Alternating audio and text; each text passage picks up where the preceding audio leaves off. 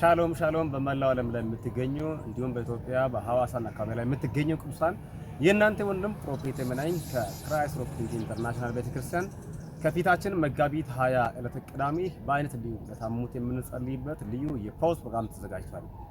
ነገ ማለትም መጋቢት 20 ዕለተ ቅዳሜ ከማለዳው 1 ሰዓት ጀምሮ እስከ 7 ሰዓት ከዚህ በፊትም እንደተለመደው እጅ በመጫን በታመሙ ሰዎችና በተለያዩ ችግር ውስጥ ለሚገኙ ቅዱሳን የምንጸልይበት ጌታ ታምራትንና ምልክትን የሚያደርግበት ልዩ ቀን ይሆናል።